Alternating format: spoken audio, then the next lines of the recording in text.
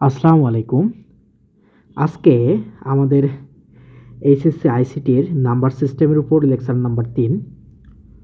তো আমি আপনাদের কথা দিয়েছিলাম যে আমি এইচএসসি আইসিটির উপর একটা পরিপূর্ণ প্লেলিস্ট তৈরি করব। সেই উদ্দেশ্যে আজকে আমি তৃতীয় লেকচার দিতে যাচ্ছি। সো আমাদের যে দ্বিতীয় লেকচারটা ছিল, আমরা যদি দ্বিতীয় লেকচারের দিকে একটু লক্ষ্য করি, দ্বিতীয় লেকচারটা ছিল এরকম যে বাইনারি, অক্টাল ও হেক্সাডেসিমেল সংখ্যাকে ডেসিমেল সংখ্যায় রূপান্তর। ওকে, তো আমরা খুবই ক্লিয়ারলিভাবে বাইনারি, অক্টাল ও হেক্সাডেসিমেল সংখ্যাকে ডেসিমেল সংখ্যায় রূপান্তর করে শিখছিলাম। বাট ওইখানে আমাদের যে নাম্বারগুলো ছিল, বাইনারি নাম্বারগুলো ছিল, সেগুলা পূর্ণ সংখ্যা ছিল।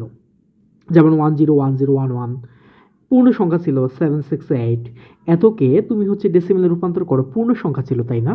বাট আজকে আমাদের এই লেকচারে আমরা যেটা কভার করার চেষ্টা করব সেটা হচ্ছে আমাদের একই সাথে পূর্ণ সংখ্যা এবং ভগ্নাংশ দুটাই দেয়া আছে, বাট এই নাম্বারগুলোকে আমরা হচ্ছে ইজিলি কিভাবে ডেসিমেলে রূপান্তর করতে পারি এটাই আমরা দেখব।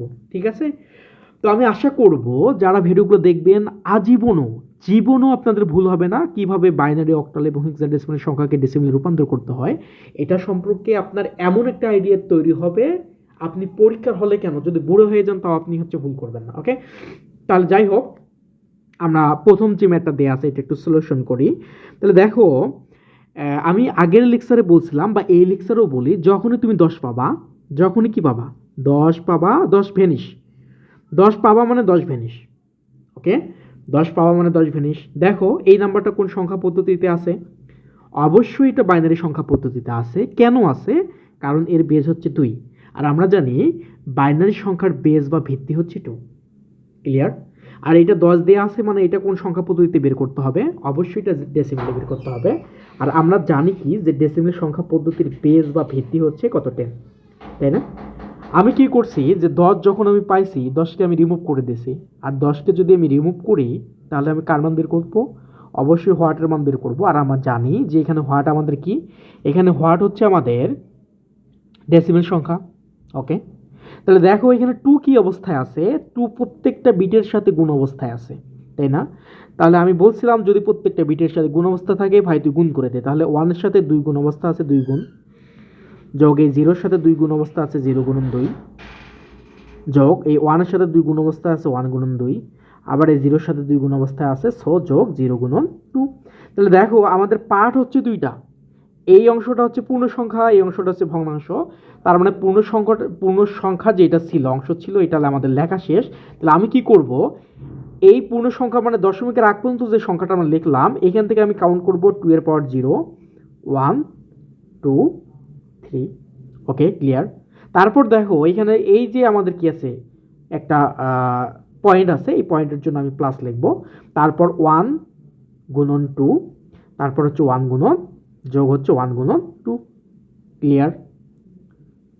এই পয়েন্টের জন্য প্লাস, 1 এর সাথে 2 গুণ অবস্থায় আছে 2 গুণ, 1 এর সাথে 2 গুণ অবস্থায় আছে 2 গুণ। এখন দেখো এই দিক থেকে আমাদের 0, 1, 2, 3 হয়েছে, পাওয়ারগুলো যখন এই দিকে আমি লিখবো তখন হবে -1, -2, যদি আরও সংখ্যা থাকে তাহলে -3, -4, -5, -6। ওকে, তাহলে এখন দেখো যে 2 এর পাওয়ার 3 মানে কত? অবশ্যই 8। আর 0 এর সাথে কোনো কিছু গুণ মানে কত? 0, যোগ 2 এর পাওয়ার 1 মানে 2, 0 এর সাথে কোনো কিছু গুণ মানে হচ্ছে 0, যোগ এটাকে আমি লিখতে পারি 1/2, যোগ এটাকে আমি লিখতে পারি 1/4। ওকে, তাহলে এখন দেখো কত হয়, 8 আর 2 হচ্ছে 10, যোগ হচ্ছে 0.5, যোগ হচ্ছে 0.25, তাহলে আমাদের ফাইনালি কত আসে? 10.75। তাহলে 10.75, 10, এটাই হচ্ছে আমাদের অ্যান্সার। ওকে, আশা করি কারো সমস্যা থাকার কথা না। তাহলে 10.75ই হচ্ছে আমাদের কি কাঙ্ক্ষিত অ্যান্সার। তাহলে দেখো তোমরা যে কাজটা করবা, এখন তোমরা একটু এটা ট্রাই করবা যে 111 02 সরি 01 1010 এত, এটাকে তোমরা হচ্ছে একটু কষ্ট করে ডেসিমেলে রূপান্তর করবা। যদি কোনো সমস্যা হয় তাহলে হচ্ছে অবশ্যই অবশ্যই কমেন্ট করবো অথবা ইনবক্স করলেই হবে। যাই হোক, আমরা তাহলে দেখলাম যে কিভাবে একটা ভগ্নাংশ এবং পূর্ণ সংখ্যাওয়ালা বাইনারি সংখ্যাকে কিভাবে আমরা কি করতে পারি, খুব সহজে ডেসিমেলে রূপান্তর করতে পারি, এটা আমরা শিখলাম। এখন আমরা দেখব একটা অক্টাল নাম্বারকে, অর্থাৎ একটা অক্টাল নাম্বার যদি আমার পূর্ণ সংখ্যা দেয়া থাকে এবং ভগ্নাংশ দেয়া থাকে, এই অক্টাল নাম্বারকে আমরা কীভাবে কনভার্ট করতে পারি এটা একটু আমরা দেখব। তাহলে আমি আগেই বলছি বা এখনও বলি যে 10 পাবা মানে 10কে রিমুভ করে দেওয়া, 10-এর কোনো কাজ নেই। তাহলে দেখো আমি বের করবো ভাই হোয়াট, হোয়াট মানেই হচ্ছে এখানে ডেসিমেল। দেখো এটা বের করবো, তাহলে এখানে তো আর কোনো কাজ নেই আমাদের, তাহলে 8 এখানে আছে যেহেতু, 8 মানে এখানে কি বোঝাচ্ছে, এটা কোন সংখ্যা পদ্ধতি, অবশ্যই এটা অক্টাল সংখ্যা পদ্ধতি, কারণ হচ্ছে আমরা জানি অক্টাল সংখ্যার বেস বা ভিত্তি হচ্ছে 8। তাহলে দেখ ভাই 8 আমাদের গুণ অবস্থা আছে, আর এখানে আমাদের অংশ আসে দুইটা, এটা হচ্ছে পূর্ণ সংখ্যার অংশ, এটা হচ্ছে ভগ্নাংশের অংশ। আমরা কি করব, আগে পূর্ণ সংখ্যার যে অংশটা আছে এটার আগে আমি কাজ করে নেব। তাহলে আমি কি করব, 7 গুণন 8, তাহলে 7 গুণন 8, তাহলে প্রত্যেকটা একটা বিট করে বিটের পর যোগ হবে, তাহলে কি হবে 6 গুণন এই 6 গুণন 8। তাহলে দেখো এইখান থেকে এইটুক অংশের আমরা কাজ করলাম, তাহলে আমাদের পাওয়ার কি হবে 0 1, রাইট। তাহলে এই যে দশমিক পয়েন্টটা আছে, দশমিক পয়েন্টের জন্য আমি প্লাস বসাবো, তারপর আমাদের কি আছে 5 গুণন 8, ওকে, যোগ 2 গুণন 8। তাহলে দেখো এই দিক থেকে পাওয়ারগুলো যখন 0 1 2 3 4 5 হবে, এই দিক থেকে সেগুলো পাওয়ারগুলো -1 -2 হবে, রাইট। -1 -2 যদি হয়, তাহলে দেখো তো 8 পাওয়ার 1 মানে 8, তাহলে 27 কত 56, যোগ 8 পাওয়ার 0 মানে কত, 0 মানে 1, কোনো কিছুর পর 0 মানেই হচ্ছে 1, তাহলে 1 যদি হয় 1 এর সাথে 6 গুণ করো, তাহলে কত হবে 6, রাইট। প্লাস এটাকে আমি কি লিখতে পারি 5 ডিভাইডেড 8, প্লাস এটাকে আমি কি লিখতে পারি 2 ডিভাইডেড 64। তাহলে এটা যদি তুমি ক্যালকুলেশন করো, দেখো তো কি আসে,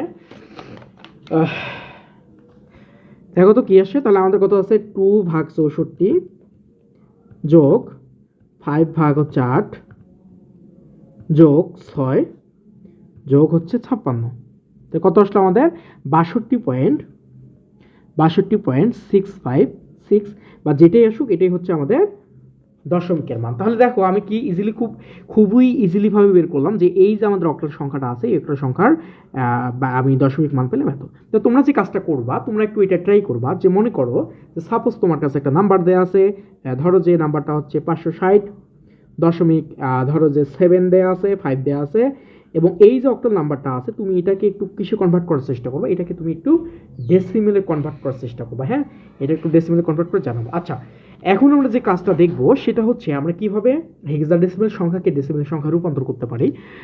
আগের যে লেকচারটা আমাদের ছিল, আমরা যদি আগের লেকচারের দিকে দেখি, তাহলে আমি দেখতে পারবো যে এইখানে একটা শুধুমাত্র কেবলমাত্র পূর্ণ সংখ্যা দেওয়া ছিল, এই পূর্ণ সংখ্যাটাকে আমরা হেক্সাডেসিমেল সংখ্যাতে রূপান্তর করছি। বাট আজকে আমরা যে কাজটা করব সেটা হচ্ছে দুইটা অংশই থাকবে, একটা সংখ্যার দুইটা অংশই থাকবে, পূর্ণ সংখ্যা থাকতে পারে, ইভেন ভগ্নাংশ থাকতে পারে, এবং এই টাইপের সংখ্যাগুলোকে আমরা হেক্সাডেসিমেল সংখ্যা রূপান্তর করব, ওকে। তাহলে এখন দেখো যদি আমি একটা নাম্বার লিখি, সাপোজ 257, ওকে, 89, এবং ভাই এটা আছে আমার হেক্সাডেসিমেল সংখ্যা, এটাকে হচ্ছে আমি প্রমাণ করব, কি করব, মনে করো যে আমাদের কাছে একটা ইয়ে দেয়া আছে, হেক্সাডেসিমেল সংখ্যা দেয়া আছে, আমরা এই হেক্সাডেসিমেল সংখ্যাকে হচ্ছে ডেসিমেল সংখ্যায় রূপান্তর করব, ওকে, রাইট। তাহলে দেখো আমি বলছিলাম যে 10 পাবো মানে আমি 10কে রিমুভ করে দেবো, 10 পাবো মানে আমি কি করব 10কে রিমুভ করে দেবো, 10 পাবো মানে 10কে রিমুভ করে দেবো। তাহলে ভাই আমার কি বের করতে হবে, বের করতে হবে হোয়াট, আর এখানে হোয়াট মানে বোঝাচ্ছে ডেসিমেল, রাইট। তাহলে দেখো এখানে আমাদের দুইটা পার্ট আছে, একটা হচ্ছে পূর্ণ সংখ্যার পার্ট, একটা হচ্ছে ভগ্নাংশের পার্ট। তাহলে আমি যে কাজটা করব, আমি পূর্ণ সংখ্যার যে অংশটা আছে এটার কাজটা আগে করে নেব। তাহলে দেখো ভাই 16 এখানে কি অবস্থা আছে, অবশ্যই গুণ অবস্থা আছে। আমি যেটা করব প্রত্যেকটা অঙ্কের সাথে আমি 16কে গুণ করে দেবো, তাহলে 2 গুণন 16 যোগ 5 গুণন 16 যোগ 7 গুণন 16। তাহলে এখন দেখো এই আমার পাওয়ারগুলো কি হবে, এই দিক থেকে 0 1 2, রাইট। এবং এই পয়েন্টের জন্য আমি প্লাস বসাবো, তারপর কি করব আমি 8 গুণন 16 যোগ এই 9 গুণন কত দেবো আমি 16, ওকে। তাহলে এখানে 0 1 2, তাহলে এদিকে গেলে আমাদের কি হবে -1 -2, রাইট। কোনো সমস্যা আছে, কোনো সমস্যা থাকার কথা না। তাহলে এখন দেখো যদি আমি এটাকে ক্যালকুলেশন করি, 16-র উপর স্কোয়ার, 16-র উপর স্কোয়ার, তার মানে আমাদের কত 256, তার মানে হচ্ছে 2 গুণন 256 যোগ 5 গুণন 16 যোগ 7 গুণন 1 যোগ কত আসে এটাতে আমাদের 8 ডিভাইডেড 16 যোগ হচ্ছে 9 ডিভাইডেড 256, ওকে। তাহলে এটাকে যদি আমি সমাধান করি, দেখো তো কি দাঁড়ায়, এখানে আমাদের 9 ভাগ 256 যোগ 8 ভাগ 16 যোগ 7 যোগ 5 গুণন 16 যোগ 2 গুণন 256, তাহলে কত আসে আমাদের 599 593, 599.53। তাহলে দেখো 599.53 এটা কোন নাম্বার পদ্ধতি? এটা অবশ্যই আমাদের ডেসিমেল নাম্বার পদ্ধতি। তাহলে দেখো আমি যদি এই নাম্বারটাকে হচ্ছে হেক্সাডেসিমেল সংখ্যায় রূপান্তর করি তাহলে আমি পাবো কোনটা? এটা, রাইট?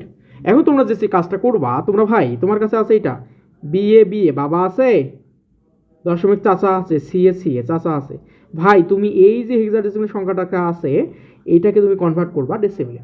তোমরা এই কাজটা করবা, হ্যাঁ একটু ট্রাই করবা। যদি সমস্যা হয় তোমরা অবশ্যই নির্দ্বিধায় কমেন্ট করবা এবং হচ্ছে ইনবক্সে নক দিতে পারো, হ্যাঁ ওখানে নাম্বার দেওয়া আছে, কথা বলতে পারো, তোমরা হচ্ছে সমাধান করবা। আর যদি সমস্যা হয় অবশ্যই নক দিবা। ওকে, ধন্যবাদ, আজকে এই পর্যন্ত।